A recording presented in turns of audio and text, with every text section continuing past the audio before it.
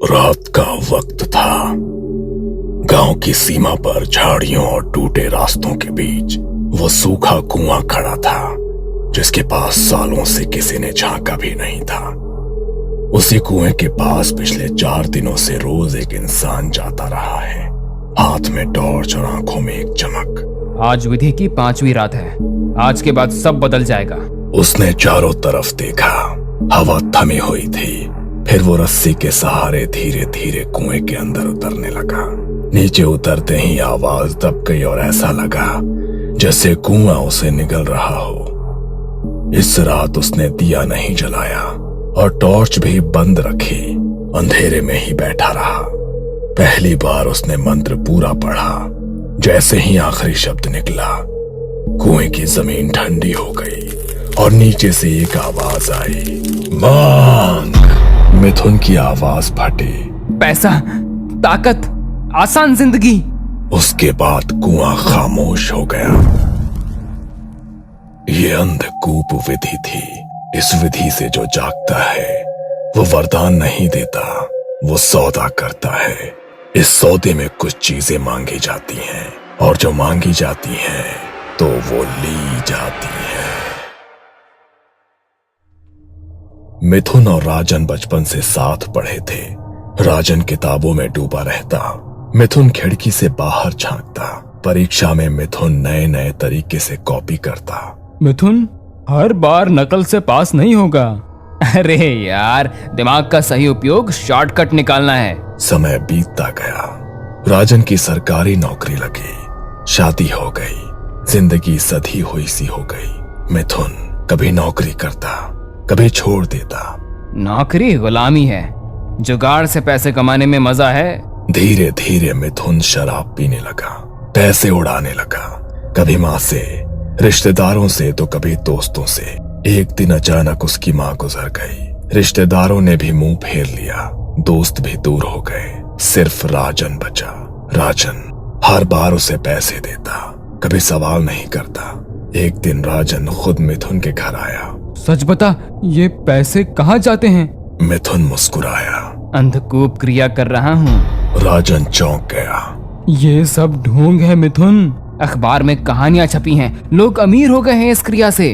राजन कुछ देर तक मिथुन को देखता रहा और गहरी सांस ली। तू आज भी नहीं बदला रे।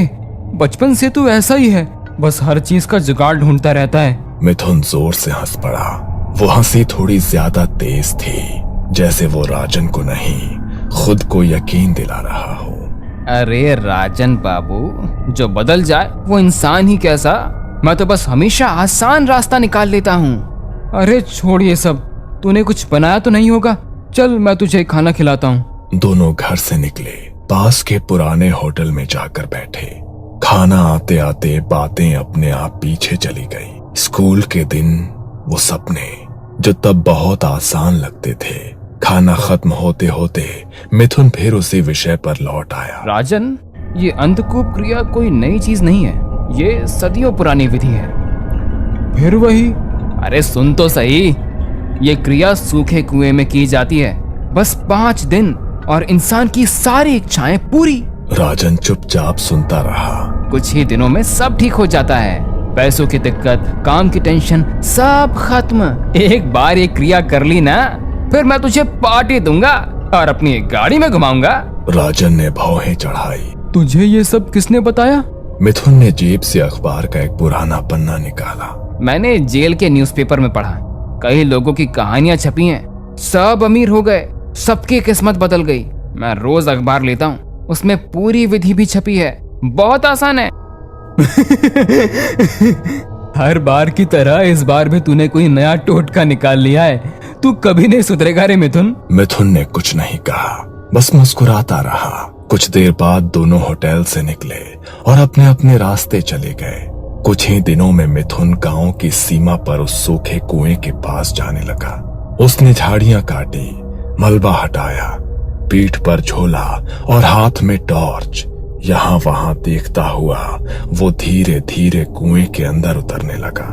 कुएं के अंदर जाकर उसने एक पुराना दिया, थोड़ी काली मिट्टी और एक अखबार का फटा हुआ पन्ना बाहर निकाला। वो कुएं के तल में बैठ गया और दिया जलाया। फिर उसने चारों तरफ मिट्टी फैलाई।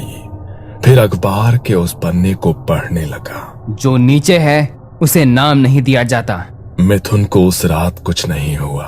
बस जाते वक्त उसे लगा कुएं की दीवारें थोड़ी और पास आ गई हैं। मिथुन ने पहले ही दिन विधि का सारा सामान कुएं में रख दिया था। मिथुन कुएं के तल पर बैठा, दिया जलाया और उसने झोले से लोहे की 3 कीलें, नींबू और जली हुई लकड़ी की राख निकाली। मिथुन ने राख से जमीन पर एक गोल घेरा बनाया, बीच में नींबू रखे और कीलें दीवार में ठोक दी। हर कील के साथ कुएं में गूंज बढ़ती गई। उस रात उसे पहली बार लगा जैसे कोई नीचे से उसे देख रहा है। तीसरी रात उसने एक काली चुनरी, तेल की शीशी और वही अधूरा मंत्र बाहर निकाला और जैसे ही उसने मंत्र दोहराया, कुएं के अंदर से आवाज आई। कोई शब्द नहीं, बस एक भारी सांस। मिथुन का शरीर जम गया, लेकिन उसने क्रिया नहीं रोकी। उस रात जाते समय उसने साफ सुना, फिर आना। चौथी रात कुआं जली हुई लकड़ी की बदबू से भरा था। मिथुन के हाथ कांप रहे थे, फिर भी वो नीचे उतरा। उस रात उसने पहली बार जोर से बोला, मुझे चाहिए। कुएं के अंदर कुछ हिला, जैसे जमीन के नीचे कुछ करवट ले रहा हो। मिथुन को लगा अब पीछे हटना नामुमकिन है। 5वीं रात। इस रात उसने दिया नहीं जलाया और टॉर्च भी बंद रखी। अंधेरे में ही बैठा रहा। पहली बार उसने मंत्र पूरा पढ़ा।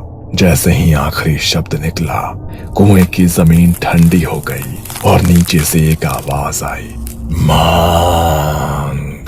मिथुन की आवाज फटी, पैसा, ताकत, आसान जिंदगी। उसके बाद कुआं खामोश हो गया। अंधकूप विधि पूरी होने के बाद ज्यादा वक्त नहीं लगा। अगले ही हफ्ते से मिथुन की जिंदगी ऐसे पलटने लगी जैसे किसी ने अचानक किस्मत का पन्ना पलट दिया हो। पहले हफ्ते ही उसने जुए में हाथ आजमाया। वो जो हमेशा हारता था, उस दिन लगातार जीतता गया। एक दांव, फिर दूसरा, फिर तीसरा। लोग हैरान थे, मिथुन खुद भी हैरान था। कुछ ही दिनों बाद एक लॉटरी का टिकट लगा, फिर दूसरी, फिर तीसरी। इतना पैसा जिसे उसने कभी एक साथ देखा भी नहीं था। और अजीब बात ये थी कि मिथुन ने मेहनत कुछ भी नहीं की थी। पैसा खुद चलकर उसके पास आ रहा था। फिर बड़े काम मिलने लगे। कोई जमीन बिकवाना चाहता था, किसी की पुरानी हवेली का सौदा था, किसी की कब्जे की जमीन खाली करवानी थी। जहां दूसरे लोग महीनों अटक जाते, वहां मिथुन 2 बातों में काम निपटा देता और हर सौदे के बाद पैसा मिलता, ढेर सारा पैसा। कुछ ही महीनों में उसने नया घर बनवा लिया। पुराना टपकती छत वाला मकान अब सिर्फ याद बन चुका था। नया घर, ऊंची दीवारें, चमचमाता फर्श और ऐसी छत जो ऊपर देखकर दिखाई भी ना दे।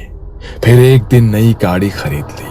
उसी गाड़ी में बैठकर मिथुन राजन के घर पहुंचा। इंजन की आवाज सुनकर राजन बाहर आया। देखा, कहा था ना, सब हो जाएगा। राजन मुस्कुराया। वो खुश था, सच में खुश, लेकिन दिल के किसी कोने में एक अजीब सी घबराहट थी। राजन उसे घर के अंदर ले गया, चाय बनाई। ये पहली बार था जब मिथुन राजन के घर आया था। चाय पीते पीते मिथुन ने कहा, राजन, तू और भाभी संडे को मेरे घर खाना खाने आओगे? कोई बहाना नहीं चलेगा? राजन ने मुस्कुराकर हाँ कर दी। संडे को राजन और उसकी पत्नी काजल मिथुन के घर पहुंचे। गाड़ी गेट के अंदर घुसी तो राजन की आंखें खुली रह गई। उसके मन में एक ही बात आई, कहाँ वो पुराना घर और कहाँ ये आलीशान महल? घर में कदम रखते ही नौकरों ने खातिरदारी शुरू कर दी। पानी, शरबत, फल, हर चीज बिना पूछे सामने। तभी मिथुन कमरे से बाहर आया। राजन उसके लिए मिठाइयों का डब्बा लाया था। अरे ये सब लाने की क्या जरूरत थी? तू तो मेरा भाई है। मिथुन ने नौकरों को हुक्म दिया, राजन और भाभी को जो चाहे वो खिलाओ, किसी भी चीज की कमी नहीं होनी चाहिए।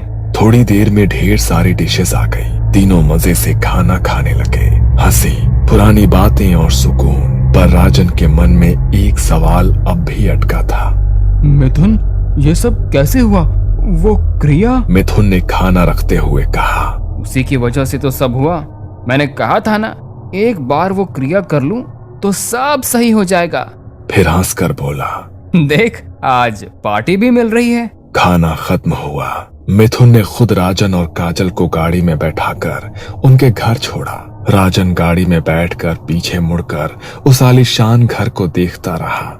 उसके चेहरे पर मुस्कान थी, लेकिन दिल में एक अजीब सी बेचैनी, क्योंकि जिस तरक्की में मेहनत ना हो उसमें अक्सर कोई और कीमत चुकानी पड़ती है, और मिथुन वो कीमत अभी जानता नहीं था।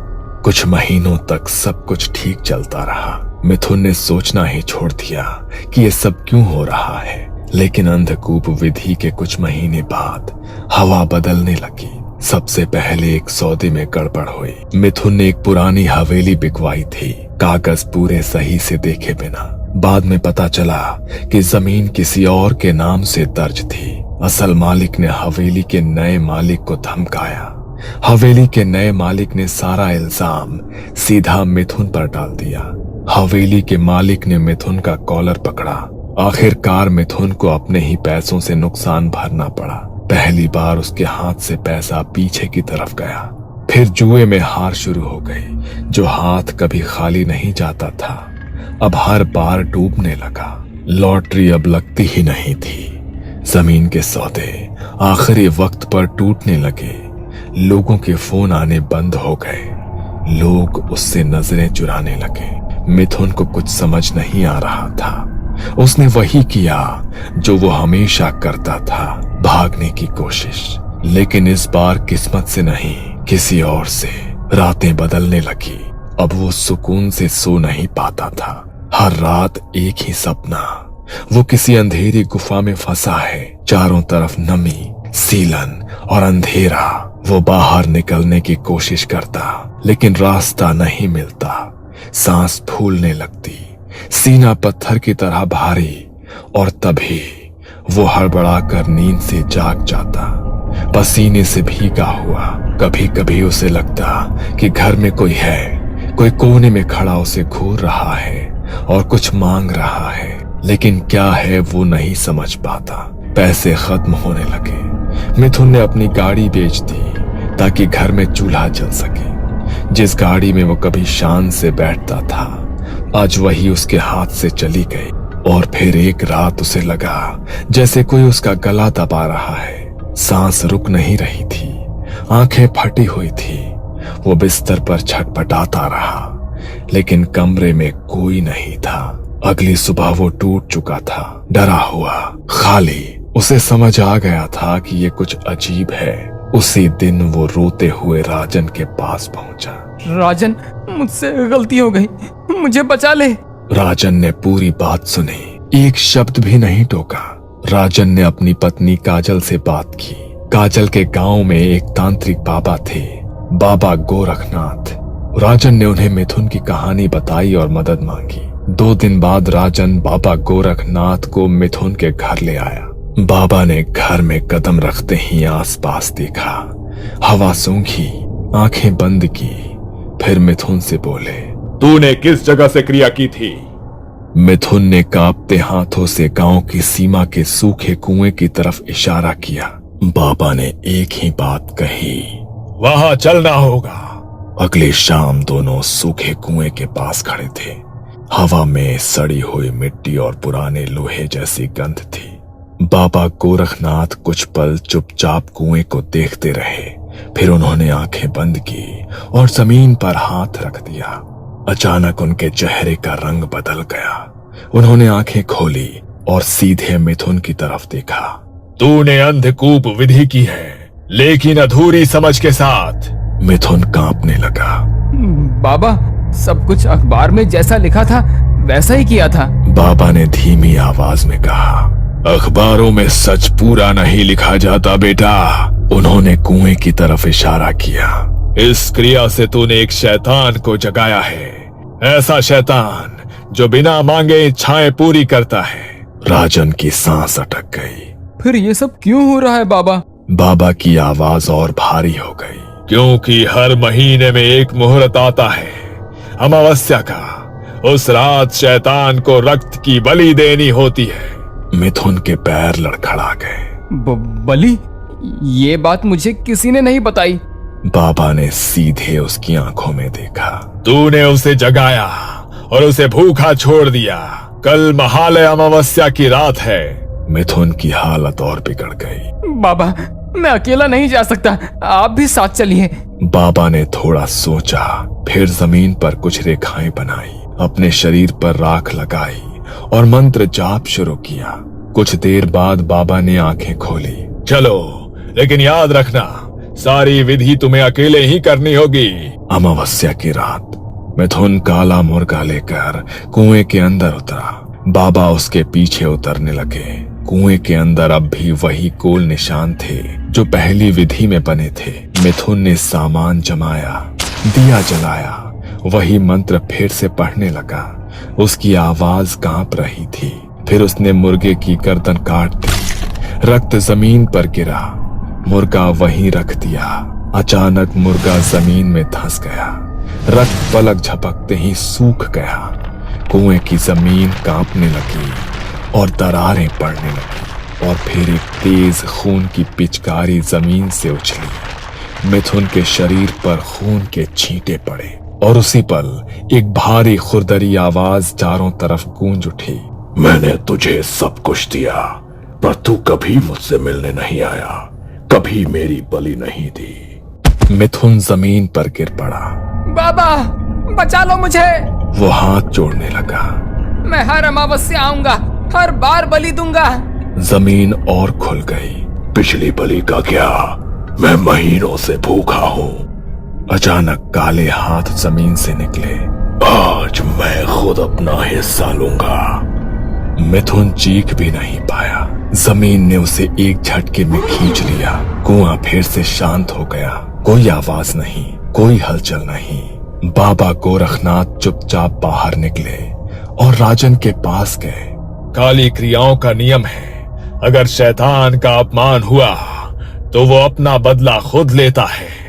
राजन जानता था मिथुन की मौत का दोष किसी और पर नहीं है। उसने अधूरा ज्ञान लेकर अंधेरे से सौदा किया था।